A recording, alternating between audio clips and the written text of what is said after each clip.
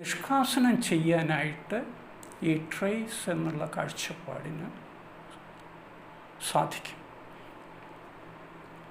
സിഗ്നിഫൈഡിൻ്റെ ശൃംഖലയാണ് ട്രേസ്. ട്രേസിൽ കേന്ദ്ര ബിന്ദു, അരിക്, സെൻറ്റർ, പെറിഫറി ഇല്ല പോലെ എന്ന് പറയുന്നത് കൊണ്ട് ഈ പറയുന്ന സിഗ്നിഫൈഡിലും അങ്ങനെ ഒരു പ്രതിഭാസം, നിമ്നോന്നത എന്ന് വേണമെങ്കിൽ പറയാം, നിരപ്പില്ലായ്മ നിലനിൽക്കുന്നുണ്ട് എന്ന് പറയാനായിട്ട് കഴിയില്ല. അതാണ് ദരിദ്ര പറയുന്നത്. ദരിദ്ര ഈ ട്രേസിനെ ചൂണ്ടിക്കാണിച്ചുകൊണ്ട് സ്ഥാപിക്കാനായിട്ട് ശ്രമിക്കുന്നു. ഇനി നമുക്ക് പ്ലേറ്റോയുടെ ചില കാഴ്ചപ്പാടുകൾ, പ്രത്യേകിച്ചും ലോഗോസെൻട്രിസം എന്ന കാഴ്ചപ്പാടിനെ ഒന്ന് വിശകലനം ചെയ്യേണ്ടതായിട്ട് ഉണ്ട്. ദരിദ്ര വിശകലനം ചെയ്തതുപോലെ പ്ലേറ്റോയുടെ ഈ ആശയത്തിൽ എഴുത്ത് സംസാരത്തിൻ്റെ ആവർത്തനമാണ് എന്നാണ് പറയുന്നത്. സംസാരം വന്നതിന് ശേഷം എഴുത്ത് വരുന്നു. അതുകൊണ്ട് എഴുത്ത് സംസാരത്തിൻ്റെ ആവർത്തനം ആണ്.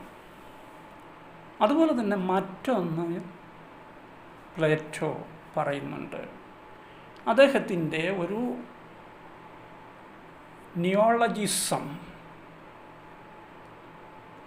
എന്ന് വേണമെങ്കിൽ പറയാം. ഒരു പ്രതീകം, ഭാഷാ ചിഹ്നമാണെന്ന് പോലും നമുക്ക് പറയാനായിട്ട് സാധിക്കില്ല. അത് ഇതാണ്, ഫാർമക്കോൺ എന്നാണ് പ്ലേറ്റോയുടെ ആ നിയോളജിസം, പ്രതീകം. ഒരു പുതിയ സിമ്പൽ എന്ന് മാത്രം പറഞ്ഞാൽ മതി.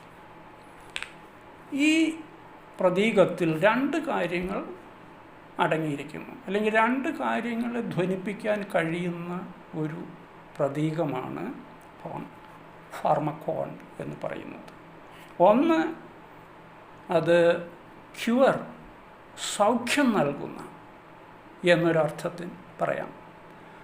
രണ്ടാമതായിട്ട് നമുക്ക് ആ പ്രതീകത്തിൽ തന്നെ പോയിസൺ അല്ലെങ്കിൽ വിഷം എന്നുള്ള ഒരു അർത്ഥവും അടങ്ങിയിട്ടുണ്ടെന്ന് കാണാനായിട്ട് സാധിക്കും. ഈ വാക്കുപയോഗിച്ചത് സംസാരവും എഴുത്തും തമ്മിലുള്ള ബന്ധത്തെ സൂചിപ്പിക്കുന്നതിനാണ്. പ്ലേറ്റോയുടെ കാഴ്ചപ്പാടനുസരിച്ച് സംസാരം ശുദ്ധമാണ്. സംസാരത്തെ മലിനമാക്കുന്നതാണ് എഴുത്ത് എന്നാണ്. സംസാരം മലിനമാക്കപ്പെടുന്നു എഴുത്തുകൊണ്ട് എന്നാണ്. എഴുത്തിന് ശുദ്ധമായ നിലയിൽ നിൽക്കാനായിട്ട് സാധിക്കും. അതേസമയത്ത് സംസാരത്തിന് ശുദ്ധമായ നിലയിൽ നിൽക്കാനായിട്ട് സാധിക്കും. എന്നാൽ എഴുത്ത് സംസാരത്തെ മലീമസമാക്കുന്നു എന്ന ഒരു അഭിപ്രായം പ്ലേറ്റോയ്ക്ക് ഉണ്ടായിരുന്നു. അതിനെയാണ് ഈ പറയുന്ന പ്രതീകം ഉപയോഗിച്ച് പ്ലേറ്റോ വിശദീകരിക്കാനായിട്ട് ശ്രമിച്ചത്. എന്നാൽ ഡെറിഡ ഇതിനെ നിശ്ചിതമായിട്ട് ഖണ്ഡിക്കുകയാണ്. അതിനെ പ്രശ്നവൽക്കരിച്ചുകൊണ്ട് ഡെറിഡ രചിച്ച ഒരു രചനയാണ് പ്ലേറ്റോസ് ഫാർമസി എന്നത്. ഇവിടെ ഡെറിഡ പറയുന്നത് എന്താണെന്ന് ചോദിച്ചു കഴിഞ്ഞാൽ, സംസാരം മാത്രമല്ല ശുദ്ധമായിട്ടുള്ളത്, സംസാരം മാത്രമല്ല ആദ്യം വന്നത്. ശരിക്കും ദരിദ്ര പറയുന്നു, സംസാരവും ആവർത്തനമാണ്, അല്ലെങ്കിൽ സംസാരത്തിനും ഡിപ്പെൻഡൻസി ഉണ്ട് എന്ന്. അതുപോലെ തന്നെ ഈ പറയുന്ന സംസാരവും എഴുത്തും തമ്മിൽ മേലാളൻ കീഴാളൻ, അല്ലെങ്കിൽ സ്റ്റാറ്റസ് കൂടിയവൻ സ്റ്റാറ്റസ് കുറഞ്ഞവൻ എന്നുള്ള ഒരു റിലേഷൻഷിപ്പിൽ ഇവയെ കാണേണ്ടത് ഇല്ല എന്നാണ്. ഇവിടെ പ്ലേറ്റോയുടെ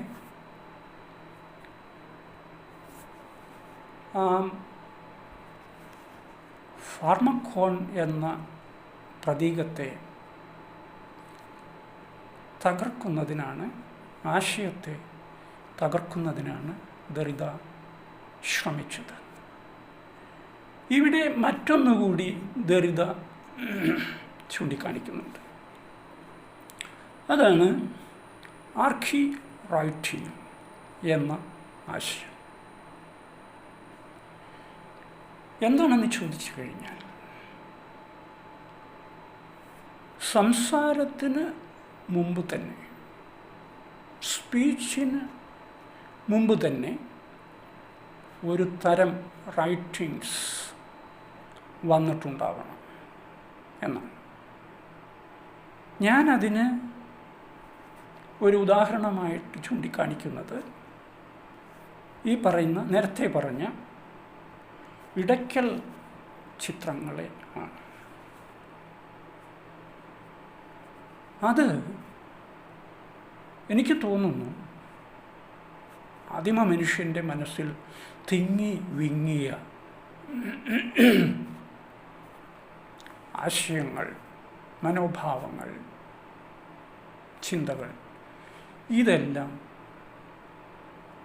പുറത്തേക്ക് വന്നതാണ്.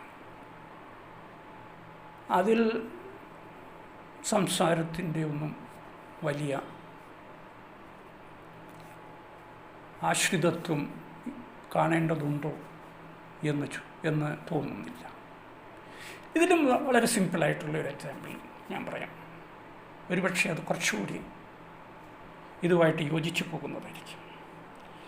എന്താണെന്ന് ചോദിച്ചു കഴിഞ്ഞാൽ, എൻ്റെയൊക്കെ കുട്ടിക്കാലത്ത് ഞങ്ങൾ ഒരു കൂട്ടം വിദ്യാർത്ഥികൾ നടന്നാണ് സ്കൂളിൽ പോകും. ഞാൻ ഹൈസ്കൂളിൽ പഠിച്ചുകൊണ്ടിരുന്ന കാലത്ത് 8 കിലോമീറ്റർ ഒരു വശത്തേക്ക് നടക്കണം,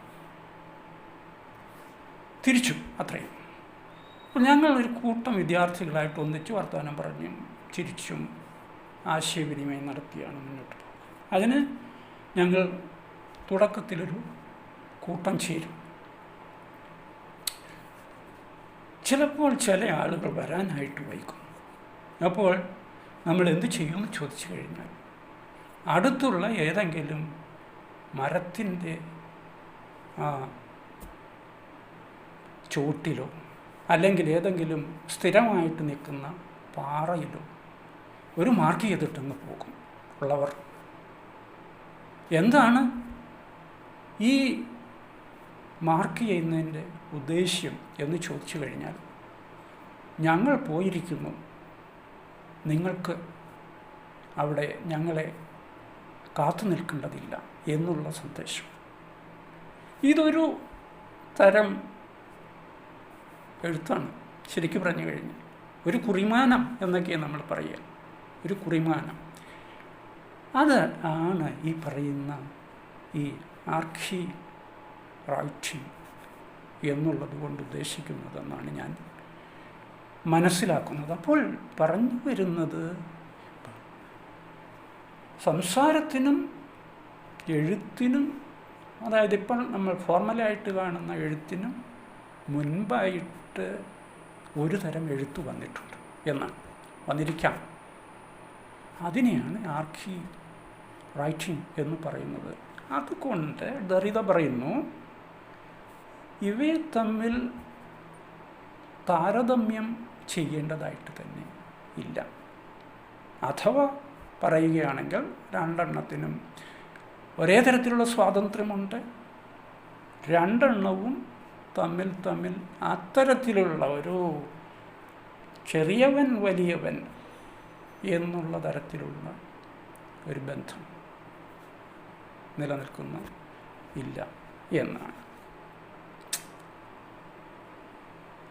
ഇതാണ് ദരിദ്രയുടെ ഈ പറഞ്ഞ സംസാരവും എഴുത്തും എന്നതിനെ പറ്റിയിട്ടുള്ള വിശകലനത്തിൽ പറയാനായിട്ട് ഉള്ളത്. കുറേ കൂടി വേണമെങ്കിൽ കൂട്ടിച്ചേർക്കാവുന്ന ഒരു സംഗതി കൂടി ഞാൻ പറയാം. അത് ഡിഫറൻസും ഡിഫറൻസും ആണ്. ഡിഫറൻസ് എന്നുള്ളത് നമുക്കറിയാം. ഡിഫറൻസ് എന്നുള്ളത് ഒരു ആൽഫബറ്റ്, ഒരു അക്ഷരം മാറ്റിയാണ് അദ്ദേഹം ഡിഫറൻസിനെ ഡിഫറൻസ് ആക്കിയിരിക്കുന്നത്. DIFF ENCക്ക് പകരം ANC കൊടുത്തു. അങ്ങനെ ഡിഫറൻസ് ആക്കി. എന്താണ് ഇതിൻ്റെ ഉദ്ദേശ്യം എന്ന് ചോദിച്ചു കഴിഞ്ഞാൽ, ഇദ്ദേഹം 1962 ഒരു സെമിനാറിൽ ആണ് ഈ ഡിഫറൻസ് എന്നുള്ള ആശയം ആദ്യമായിട്ട് കൊണ്ടുവരുന്നത്. ഫ്രഞ്ച് സൊസൈറ്റി ഓഫ് ഫിലോസഫി എന്ന ഒരു ഫോറത്തിലാണ് ഇത് പ്രസൻറ്റ് ചെയ്യുന്നത്. ഇവിടെയും നമുക്ക് ഹാർമക്കോൺ എന്ന് പ്ലേറ്റോയെ പറ്റി പറഞ്ഞതുപോലെ തന്നെ ഈ പറയുന്ന ഡിഫറൻസും ഒരു നിയോളോജിസം എന്ന രീതിയിൽ കണക്കാക്കിയാൽ മതി. ഒരു പ്രതീകം, ശരിക്ക് ഒരു പദം, ലാംഗ്വേജിൻ്റെ ഒരു വേർഡ് എന്ന് വേണമെങ്കിൽ പറയേണ്ടതായിട്ടില്ല. ഒരു നിയോളോജിസമാണിത്. ഈ പ്രൊപ്പോസിഷനിൽ നമ്മൾ കാണുന്നത് ഇദ്ദേഹത്തിൻ്റെ ഫിലോസഫിയിലും അതുപോലെ തന്നെ സെമിയോട്ടിക്സിലും ഉള്ള അവഗാഹമായിട്ടുള്ള ആ പാണ്ഡിത്യം ആണ്. എന്തിനാണെന്ന് ചോദിച്ചു കഴിഞ്ഞാൽ, അപനിർമ്മാണം, ഡീകൺസ്ട്രക്ഷൻ എന്നുള്ള ആശയത്തെ ഇതോടുകൂടി, അല്ലെങ്കിൽ ഡിഫറൻസ് ഇൻട്രൊഡ്യൂസ് ചെയ്യുന്നതോട് കൂടിയിട്ട് പൂർണ്ണമായും ഉൾക്കൊള്ളാൻ ആയിട്ട് ഉള്ള ഒരു നിയോളോജിസം പ്രപ്പോസ് ചെയ്തു എന്ന് പറയാം. അതിൻ്റെ വിശദീകരണമായിട്ട് പറഞ്ഞാൽ, ഫ്രഞ്ച് ഭാഷയിൽ ഡിഫറൻസ് എന്ന ഒറ്റ വാക്കിൽ കൂടിയാണ് വ്യത്യസ്തം,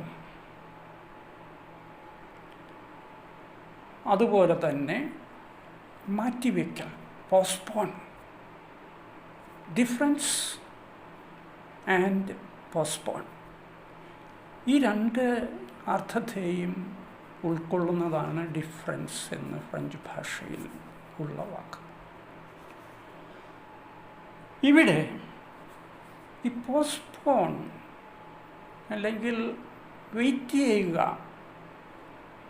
മാറ്റിവെക്കുക എന്നുള്ള അർത്ഥത്തെയും കൂടി ധ്വനിപ്പിക്കാൻ വേണ്ടിയിട്ടാണ് ഇദ്ദേഹം ഈ പുതിയ ഒരു പ്രതീകം നിർമ്മിച്ചത്, ഡിഫറൻസ്. നമുക്കറിയാം, ആശയവിനിമയം നടത്തുമ്പോൾ വാക്കുകൾ തമ്മിലുള്ള വ്യത്യാസം കൊണ്ടാണ് ആശയത്തെ ഒരാളിൽ നിന്ന് മറ്റൊരാളിലേക്ക് പകരാനായിട്ട് സാധിക്കും. അപ്പോൾ വാക്കുകൾ പ്രയോഗിക്കുന്നതിൻ്റെ ഡിഫറൻസ്, സാധാരണ ഡിഫറൻസ് എന്നുള്ള മീനിങ്, അതേ സമയത്ത് ഈ പറയുന്ന ഡിഫറൻസ് എന്ന് പറഞ്ഞാൽ the meaning is in the waiting എന്നാണ്. മീനിങ്, അർത്ഥം വരാൻ ഇരിക്കുന്നതേ ഉള്ളൂ. അല്ലെങ്കിൽ മറ്റൊരു തരത്തിൽ പറഞ്ഞാൽ, ഇപ്പോൾ നിങ്ങൾ കാണുന്ന അർത്ഥത്തിന് മാറ്റം സംഭവിക്കാം എന്നാണ് പറയുന്നത്. ഒരു വാക്ക് നമ്മൾ പ്രയോഗിച്ചു, വെള്ളം എന്ന് വെച്ചോളൂ. വെള്ളത്തിന് മഞ്ഞുതുള്ളി എന്ന് വേണമെങ്കിൽ അർത്ഥമാക്കാം. അതുപോലെ തന്നെ വേണമെങ്കിൽ തടാകം, പുഴ, അല്ലെങ്കിൽ സയൻറ്റിഫിക്കായിട്ട് ഫിസിക്സിൽ അല്ലെങ്കിൽ കെമിസ്ട്രിയിൽ H2O ഇങ്ങനെയൊക്കെ പറയുന്ന മീനിങ് ധ്വനിപ്പിക്കാനായിട്ട് സാധിക്കും. ഇപ്പോൾ കാണുന്ന ആ മീനിങ് ആയിരിക്കുകയില്ല ഈ പറയുന്ന വാക്കിന് മറ്റൊരു അവസരത്തിൽ എന്നാണ് ദെറിദ ഈ പറയുന്ന ഡിഫറൻസ് കൊണ്ട് ധ്വനിപ്പിച്ചത്. എന്ന് വെച്ച് കഴിഞ്ഞാൽ മീനിങ് ഫിക്സഡ് അല്ല, മീനിങ് ഫ്ലെക്സിബിളാണ്, ചലിക്കുന്നതാണ്, ലിക്വിഡ് ടൈപ്പിലുള്ളതാണ്, അല്ലെങ്കിൽ എന്താണ് അതിനെ പറയുക, ഘനീഭവിച്ചിട്ടുള്ളതല്ല. അതുകൊണ്ട് മാറി മാറി മാറി വരാനായിട്ട് സാധിക്കും എന്നാണ് ഇവിടെ അദ്ദേഹം ഈ പറയുന്ന ഡിഫറൻസ് എന്നുള്ള വാക്കുകൊണ്ട് ഉദ്ദേശിച്ചത്. സിഗ്നിഫയറിൻ്റെ അർത്ഥം മാറിക്കൊണ്ടിരിക്കും, ചഞ്ചലമായിരിക്കും എന്ന് പറയാൻ വേണ്ടി ഉപയോഗിച്ച ഒരു പുത്തൻ പ്രതീകം എന്നാണ് ഡിഫറൻസ് കൊണ്ട് ഉദ്ദേശിച്ചത്. ആദ്യത്തെ അദ്ദേഹത്തിൻ്റെ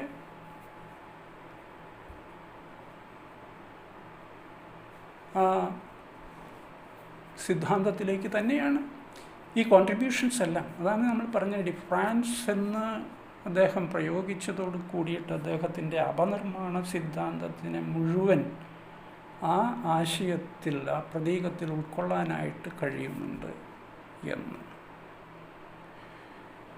ഒരു പക്ഷേ നമുക്ക് സാഹിത്യത്തിൽ നിന്ന്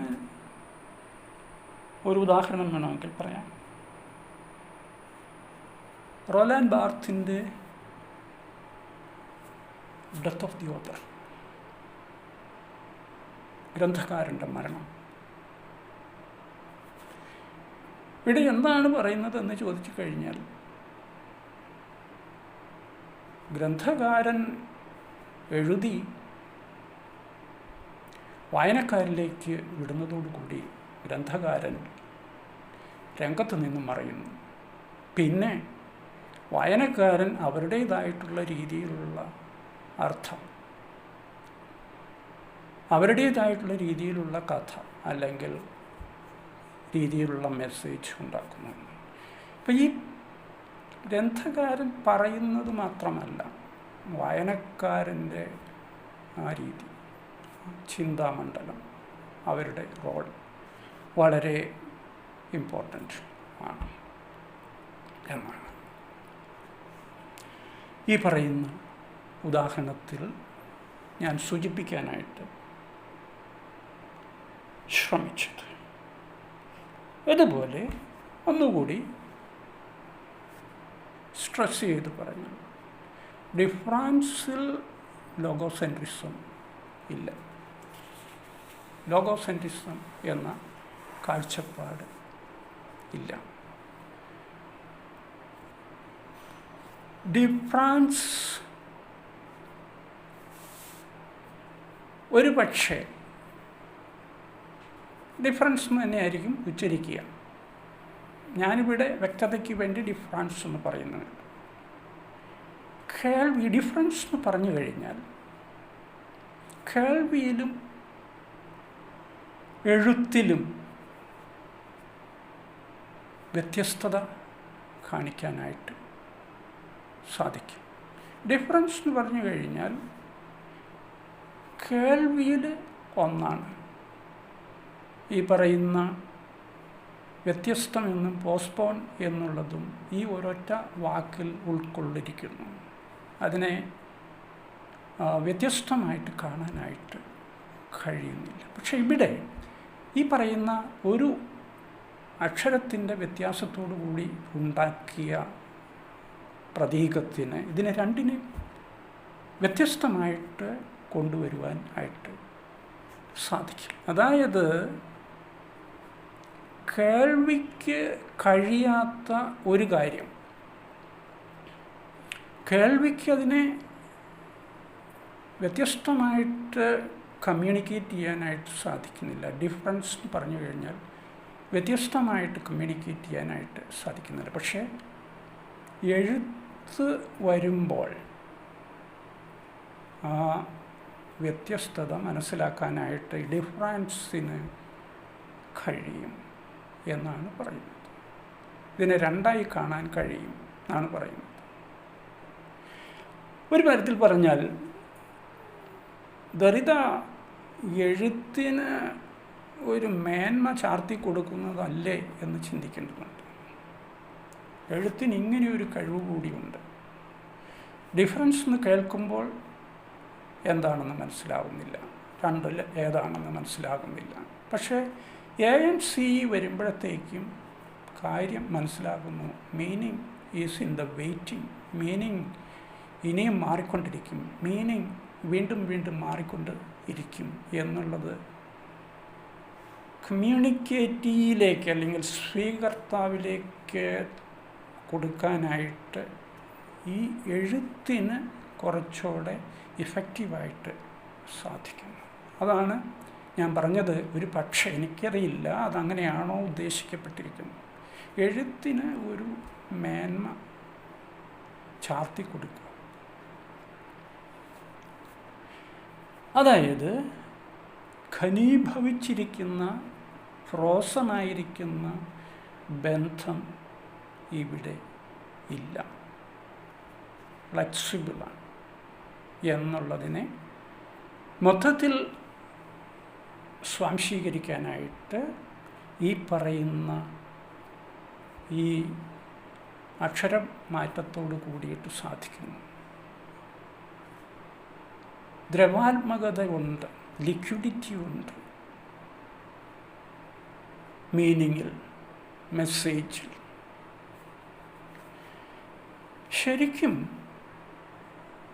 ഈ പ്രതീകം വരുന്നതോട് കൂടിയിട്ട് ആദർശവാദത്തെയും ആത്മവിദ്യ, ആദർശവാദം എന്ന് പറഞ്ഞാൽ ഐഡിയലിസം, ആത്മവിദ്യ മെറ്റാഫിസിക്സ്, അതുപോലെ തന്നെ സത്താമീമാംസ ഓൺടോളജി എന്നിവയ്ക്കൊക്കെ സ്ഥായീഭാവം കൽപ്പിക്കാനായിട്ട് സാധിക്കുന്നു എന്നുള്ള ഒരു ചോദ്യം ഉയർന്നു വരുന്നുണ്ട്.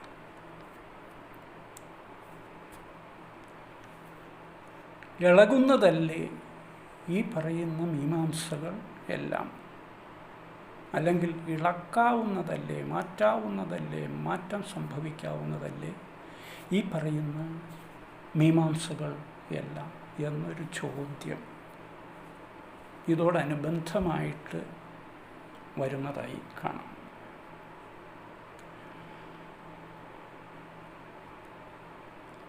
ഇവിടെ ഒരു ബെൽജിയൻ ചിന്തകൻ്റെ വാക്കുകളെ ഞാൻ ഉദ്ധരിക്കാനായിട്ട് ശ്രമിക്കും. അദ്ദേഹം പറയുന്നത് അപനിർമ്മാണം ആദർശപരമായ കാഴ്ചപ്പാടുകളെ നിഷ്കാസനം ചെയ്യുന്ന ഒരു സമീപനം ആണ്. ആദർശപരമായിട്ടുള്ള കാഴ്ചപ്പാടുകളെ, വീക്ഷണത്തെ നിഷ്കാസനം ചെയ്യുന്നു ഈ പറയുന്ന ദറിതയുടെ അപനിർമ്മാണം എന്ന ആശയം, സിദ്ധാന്തം എന്നാണ്. ഇത് വരുന്നതോട് കൂടിയിട്ട് ഈ പറയുന്ന ഡിഫറൻസ് വരുന്നതോട് കൂടിയിട്ട് ദ്വന്ദ്വാധിഷ്ഠിതമായ ബന്ധം അവസാനിക്കുന്നു. ഉദാഹരണം പറഞ്ഞു കഴിഞ്ഞാൽ നമ്മൾ ഉപയോഗിക്കുന്ന ഫെമിനൈൻ, മസ്കുലൈൻ, അതാണ് സ്ത്രീലിംഗം പുല്ലിംഗം എന്ന ആ വകതിരിവ്, എന്ന ആ ഡിഫറൻസിയേഷൻ ഒരു പക്ഷേ ആൻഡ്രോജിനി എന്ന ആശയത്തിന് ജന്മം കൊടുത്തേക്കാം എന്നാണ്. ഇതിനെ രണ്ടിനെയും ഉൾക്കൊള്ളുന്ന, ദ്യോതിപ്പിക്കുന്ന ഒരു വാക്ക്, ഒരു ആശയം, ആൻഡ്രോജിനി. ഫെമിനൈൻ, മസ്കുലൈൻ, സ്ത്രീലിംഗം പുല്ലിംഗം എന്നത് മാറിയിട്ട് ഇത്തരത്തിലുള്ള രണ്ടിനെയോ അല്ലെങ്കിൽ ഇപ്പോൾ മൂന്നിനെയോ എന്ന് വെച്ച് കഴിഞ്ഞാൽ നമുക്കിപ്പോൾ മറ്റൊരു മൂന്നാം ലിംഗം എന്നുള്ള ഒരു കൺസെപ്റ്റ് ഉണ്ട്. ഇതിനെയൊക്കെ മാറ്റിമറിച്ചുകൊണ്ട്, നിഷ്കാസനം ചെയ്തുകൊണ്ട് ഇക്വാലിറ്റി, ഫ്രറ്റർണിറ്റി, തുല്യത, സമാനത, നോ ഡിസ്ക്രിമിനേഷൻ എന്നുള്ള ഒരു കാഴ്ചപ്പാടിന് രൂപം നൽകുന്നതല്ലേ ഈ പറയുന്ന ഡീകൺസ്ട്രക്ഷനിലെ ഈ ആശയം. ഇനി നമുക്ക് പറയാനായിട്ട് സാധിക്കുന്നത് ഈ ആശയം, ഈ സിദ്ധാന്തം ഭാഷാ പണ്ഡിതന്മാരെയും അതുപോലെ തന്നെ സമൂഹത്തെ പറ്റി ഉള്ള ചിന്തകളിൽ മുഴുകിയിരിക്കുന്ന സൈദ്ധാന്തികരെയും വളരെ അധികം സ്വാധീനിച്ചിട്ടുണ്ട്. അവരുടെ ചിന്താ മണ്ഡലത്തെ ശരിക്കു പറഞ്ഞു കഴിഞ്ഞാൽ വൈബ്രൻ്റാക്കി എന്ന് വേണമെങ്കിൽ പറയാം. വൈബ്രൻ്റാക്കി എന്ന് വേണമെങ്കിൽ പറയാം. ഇതേ തുടർന്ന് ഒരുപാട് ആളുകളുടെ ചിന്തകളും എഴുത്തും പ്രഭാഷണങ്ങളും എല്ലാം തുടർന്ന് വരുന്നുണ്ട്. ആധുനികാനന്തര ചിന്തകളുടെ ഉറവിടം ഒരുപക്ഷെ ഈ തരത്തിലുള്ള ഡീകൺസ്ട്രക്ഷനിൽ നിന്നായിരിക്കാം, ദറീദയുടെ ഈ ആശയത്തിൽ നിന്നായിരിക്കാം. സാമൂഹ്യശാസ്ത്ര ശാഖകളെ സംബന്ധിച്ച് പറഞ്ഞു കഴിഞ്ഞാൽ ഇത് സബാൾട്ടേൺ സ്ട്രക്ചേഴ്സ്, പ്രാന്തവൽകൃത സാമൂഹിക ഘടനയെ മാറ്റിമറിക്കാനായിട്ട്, മാറ്റി ചിന്തിക്കാനായിട്ട്, ഒരുപക്ഷെ മാറ്റാനായിട്ട് കഴിഞ്ഞില്ലെങ്കിലും അതിനൊരു ചോദ്യചിഹ്നം, അതിനെതിരെ ഒരു ചോദ്യചിഹ്നം ഉയർത്തുവാനായിട്ട് ഈ പറയുന്ന സിദ്ധാന്തം, ദറിദയുടെ സിദ്ധാന്തം വളരെ അധികം സഹായിച്ചിട്ടുണ്ടെന്ന് പറയാം. മേലാളൻ കീഴാളൻ എന്നുള്ള ആ കാഴ്ചപ്പാട് മാറ്റണം എന്നാണ് പറയുന്നത്. അങ്ങനെ ഒരു ബന്ധം അല്ല സാമൂഹിക ഘടകങ്ങളിൽ വേണ്ടത്. സാമൂഹിക ഘടന ഉണ്ടാക്കാനായിട്ട് നിലകൊള്ളണം, ആവശ്യമാണ്. കപ്പലിൽ ഓയിൽ കൊണ്ടുവരണമെങ്കിൽ ഒരു ഒറ്റ ഹോളിലാവില്ല കൊണ്ടുവരുന്ന, പലതായിട്ട് തിരിച്ചിരിക്കുന്ന കണ്ടെയ്നർ ആയിരിക്കും. അതുപോലെ സമൂഹത്തിലും ഘടന ഉണ്ടാവണം. പക്ഷേ എങ്ങനെയായിരിക്കണം ഒരു ഘടകത്തിന് മറ്റേ ഘടകത്തിൻ്റെ കീഴ്പ്പെട്ട് നിൽക്കണം എന്നുള്ള കാഴ്ചപ്പാട് വയ്യ എന്നാണ്. അതാണ് ഈ പറയുന്ന സാമൂഹിക പരിഷ്കർത്താക്കളുടെ മനസ്സിലുണ്ടായ ചിന്ത. ഒരുപക്ഷെ ഇത് ഈ പറയുന്ന സിദ്ധാന്തം ഒരു പ്രചോദനം ആയിരിക്കാം, പല പ്രചോദനങ്ങൾ ഉണ്ടായിരിക്കാം, അതിൻ്റെ ഒരു പ്രചോദനം. അപ്പോൾ ഞാൻ പറയുന്നത് ഭാഷാശാസ്ത്രത്തിലും സാമൂഹിക ചിന്താഗതിയിലും മാറ്റം വരുത്തുന്നതിന് ഈ സിദ്ധാന്തം വളരെയേറെ സഹായിച്ചു എന്നാണ്.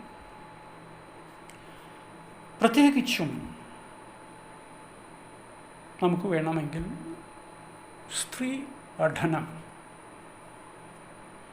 ചൂണ്ടിക്കാണിക്കാനായിട്ട് കഴിയും. അരികുവൽക്കരിക്കപ്പെട്ടിരുന്ന, പ്രാന്തവൽക്കരിക്കപ്പെട്ടിരുന്ന ഒരു ഘടകമാണ് സമൂഹത്തിൽ സ്ത്രീകൾ. ആ പ്രാന്തവൽകൃത രീതിയിൽ നിന്ന്, സാഹചര്യത്തിൽ നിന്ന് അവരെ ഉണർത്തുന്നതിന്, ഉയർത്തുന്നതിന് ഇതുപോലുള്ള ചിന്താഗതികൾ ഏറെ സഹായിച്ചിട്ടുണ്ട്. ഫെമിനിസ്റ്റ് ചിന്താഗതികൾ, ഫെമിനിസ്റ്റ് മൂവ്മെൻറ്റ്സ് എല്ലാം ഇതിനെ ഡിപ്പെൻഡ് ചെയ്തിട്ടുണ്ട്. ഈ സിദ്ധാന്തത്തെ ഒരു പരിധിവരെ ഡിപ്പെൻഡ് ചെയ്തിട്ടുണ്ട് എന്ന് നമുക്ക് കാണാം. ഇന്ന് ഫെമിനിസ്റ്റ് ചിന്താഗതി വളരെ ശക്തി പ്രാപിച്ചു വരികയാണ്. ഫെമിനിസ്റ്റ് മൂവ്മെൻറ്റ് വളരെ ശക്തി പ്രാപിച്ചു വരികയാണ്. ലിംഗവ്യത്യാസത്തെ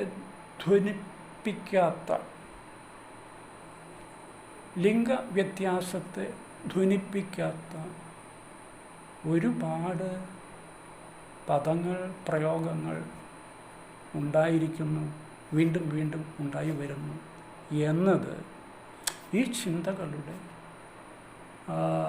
പ്രത്യക്ഷ ഉദാഹരണം ആണ്. അല്ലെങ്കിൽ അതിനെ വെളിപ്പെടുത്തുന്നതാണ്, ചിന്താഗതിയെ വെളിപ്പെടുത്തുന്നതാണ്. ഇന്ന് നമ്മൾ ചെയർപേഴ്സൺ ആണ് ഉപയോഗിക്കുക. അതുപോലെ ഒരുപാട് പദങ്ങൾ, വാക്കുകൾ ഉണ്ടായിക്കൊണ്ടിരിക്കുന്നു എന്ന് നമുക്ക് കാണാം. ഇതെല്ലാം ഈ ചിന്താഗതിയുടെ ബഹിർസ്ഫുരണം ആണെന്ന് പറയേണ്ടി വരും. ഏതാണ്ട് ഇതാണ് ദെറിഡയുടെ അപനിർമ്മാണ സിദ്ധാന്തത്തിൻ്റെ പ്രധാനപ്പെട്ട ആശയങ്ങൾ എന്ന് പറഞ്ഞുകൊണ്ട് ഞാൻ ഇപ്പോൾ നിർത്തുകയാണ്.